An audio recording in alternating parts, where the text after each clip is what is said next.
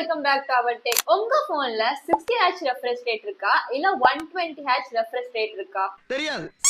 ஏன் 120Hz refresh rate வந்து எப்போதுமே ஸ்பீட்ல நல்லா ஸ்மூத்தா இருக்கு?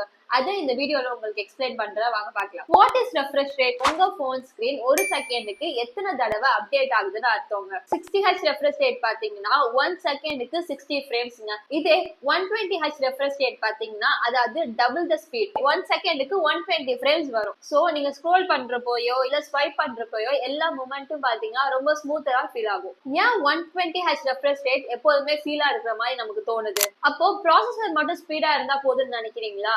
கண்டிப்பா இல்லங்க. High refresh rate plus good processor தான் வந்து ஸ்மூத்தான ஸ்பீடிங் எக்ஸ்பீரியன்ஸ் கொடுக்குது. கேம்ஸ்ல பாத்தீங்கன்னா மூமெண்ட்ஸ் வந்து ரொம்பவே ஸ்மூத்தரா இருக்கும். அதே மாதிரி நீங்க இன்ஸ்டால ரீல்ஸ் ஸ்க்ரோல் பண்ணும்போது தான் உங்களுக்கு வாவ் செமையா இருக்கே அப்படின்னு தோணும். எல்லா விஷயத்தையும் நல்லதுன்னு ஒண்ணு இருந்தா கெட்டதும் இருக்கும்லங்க. அதே மாதிரி தாங்க இதுவும் கொஞ்சம் பேட்டரி அதிகமாவே சாப்பிடும். சோ நெக்ஸ்ட் டைம் போன் வாங்கும்போது கேமரா குவாலிட்டியும் ப்ராசஸர் மட்டும் பார்க்காதீங்க, பட் ரெஃப்ரெஷ் ரேட்டிங் கூட பாருங்க. இந்த வீடியோ உங்களுக்கு பிடிச்சிருந்தா லைக் பண்ணுங்க, ஷேர் பண்ணுங்க, மறக்காம கமெண்ட் பண்ணுங்க.